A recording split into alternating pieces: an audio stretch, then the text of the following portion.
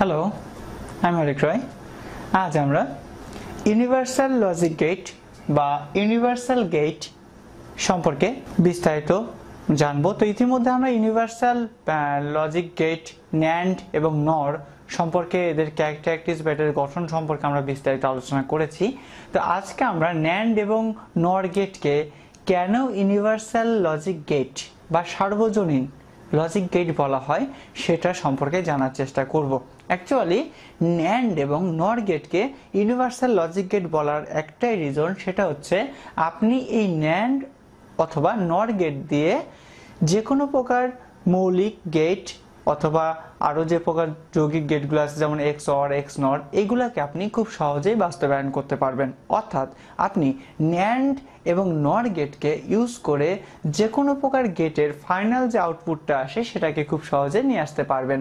আজ আমরা NAND gate কেন ইউনিভার্সাল গেট বলা হয় সেটা সম্পর্কে জানবো। তো আমরা আগেই বলেছি যে ন্যান্ড গেট কি করতে পারে, যে কোনো প্রকার লজিক গেটের ফাইনাল আউটপুটটাকে নিয়ে আসতে পারে। তো আমরা আজকে তিনটা যে বেসিক লজিক গেট অর্থাৎ নট গেট, অর গেট এবং অ্যান্ড গেট, এর যে ফাইনাল আউটপুটগুলা সেটাকে কিভাবে ন্যান্ড গেটের সাহায্যে আনা যায় সেটা সম্পর্কে বিস্তারিত আলোচনা করব। তো প্রথমে আমরা ন্যান্ড গেটের ইউজ জানার আগে আমরা একটু নট গেট, অর গেট এবং অ্যান্ড গেট, এই তিনটা বেসিক গেট সম্পর্কে একটু জাস্ট আলোচনা করে নিচ্ছি। সেটা হচ্ছে, আমরা সবাই জানি নট গেট এমন একটা লজিক গেট যেখানে যদি আমরা ইনপুট এ দিই তাহলে আমরা ফাইনাল আউটপুটটা পাবো হচ্ছে এ পূরক, যেটা আমরা ইতিমধ্যে বিভিন্ন টিউটোরিয়ালে আলোচনা করেছি।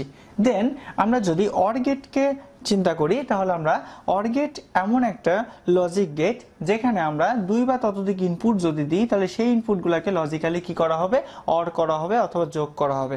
অর্থাৎ এ আর বি যদি আমরা ইনপুট দিই তাহলে এখানে আমরা আউটপুট পাবো এ প্লাস বি অথবা এ অর বি। দেন যদি আমরা অ্যান্ড গেট নিয়ে জানার চেষ্টা করি, তো আমরা ইতিমধ্যে এটাও শিখেছি যে যদি আমরা অ্যান্ড গেটে যতগুলো ইনপুট দিব সবগুলো ইনপুটকে আমরা লজিক্যালি গুণ করব। অর্থাৎ যদি আমরা ইনপুট হিসেবে এ এবং বি কে ব্যবহার করি তাহলে আমরা আউটপুটে পাবো এ ডট বি অথবা এ অ্যান্ড বি।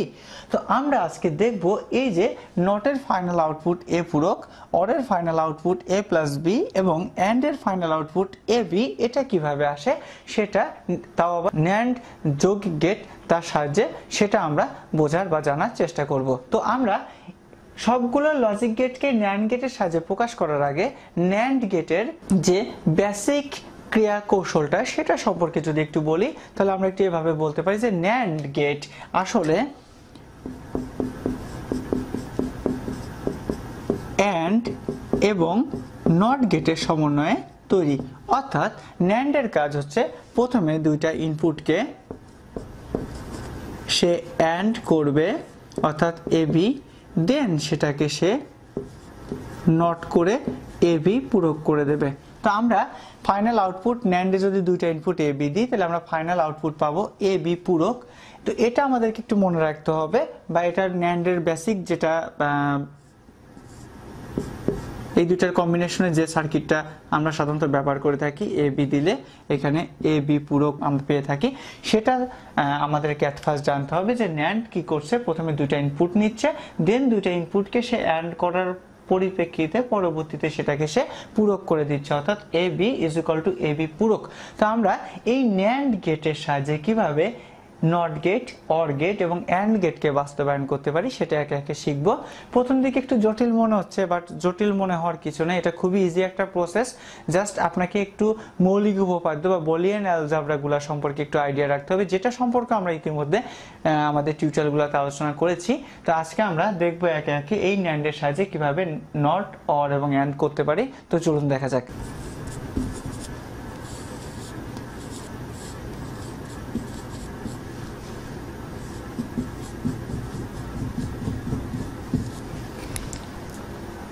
তো আমরা এখানে যদি অ্যাট ফার্স্ট নট গেটকে বাস্তবায়ন করতে চাই তাহলে আমরা একটু লিখতে পারি এভাবে যে আমরা নট গেটে আমাদের ফাইনাল আউটপুটটা কি, এ পূরক। তো আমাদেরকে মাথায় রাখতে হবে যে আমরা যে কোনো ভাবে হোক এ পূরকটাকে আউটপুটে নিয়ে আসবো এবং সেটা ন্যান্ডের সাহায্যে। সো যদি আমি একটু এভাবে লিখি, প্রথমে আমরা যেহেতু নট গেটকে বাস্তবায়ন করতে চাচ্ছি, সো এ এই এ থেকে আমরা আরেকটি তার টেনে যদি আমরা ন্যান্ড গেটের মধ্যে প্রবেশ করাই তাহলে আমরা লিখতে পারি এ ডট এ, অর্থাৎ এ থেকে যেহেতু আমরা আরেকটি ইনপুট দিয়েছি সুতরাং প্রথমে এই দুইটা ইনপুটকে গুণ করব, দেন আমরা সেটাকে পূরক করে দিব। এখন আমরা সবাই মৌলিক উপপাদ্য শিখে এসেছি A dot A is equal to A. সুতরাং আমরা এ ডট এর পরিবর্তে এখানে লিখতে পারি এ এবং তার মাথার উপরে পূরকটাকে দিয়ে দিতে পারি। এখন সবাই একটু খেয়াল করে দেখুন যে আমরা ইনপুটে দিয়েছিলাম এ, আউটপুটে আমরা পেয়েছি এ পূরক, যেটা নট গেটের ফাইনাল আউটপুট। সুতরাং আমরা বলতে পারি যে ন্যান্ড গেট খুব সহজেই নট গেট হিসেবে কাজ করতে পারে।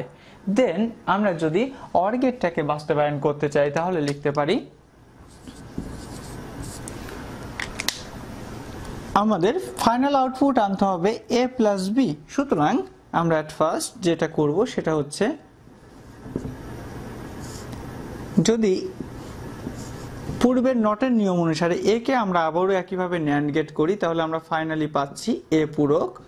একইভাবে যদি আমরা বি কেও শুধু ন্যান্ডে নিয়ে যাই তাহলে আমরা পাচ্ছি বি পূরক, যেটা আমরা নট গেট ইতিমধ্যে দেখিয়েছি। তো আমাদের কাজটা হচ্ছে এ প্লাস বি নিয়ে আসা। সো আমরা এই দুটাকে আবার, যেহেতু আমাদের এখনো এ প্লাস বি আসেনি, সুতরাং এই দুইটাকে আমরা কি করছি আবার ন্যান্ডে যদি নিয়ে যাই তাহলে আমরা সবাই পাচ্ছি এ পূরক ডট বি পূরক, তার উপরে আবার পূরক। এখন প্রশ্ন হচ্ছে যে আমাদের তো ফাইনাল আউটপুট আসার কথা ছিল অর গেট যেহেতু এ প্লাস বি, বাট আমাদের তো আসলো এটা, তো আমরা এখন কি করতে পারি?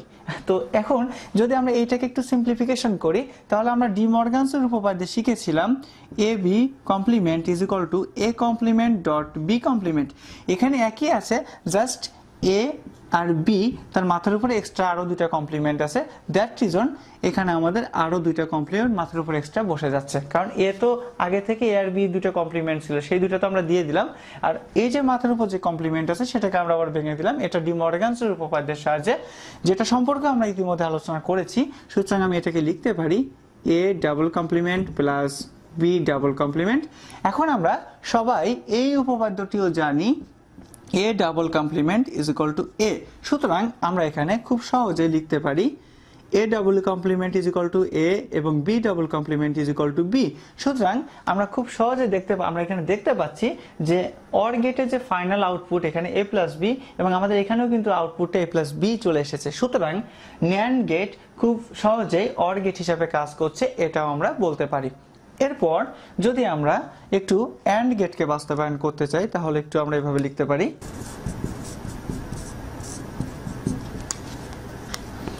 তো আমাদের অ্যান্ড এর ফাইনাল আউটপুটটা ছিল হচ্ছে এ বি। সুতরাং এ এটাকে যদি আমরা ন্যান্ডে বসিয়ে দিই তাহলে আমরা পাচ্ছি এ বি কমপ্লিমেন্ট।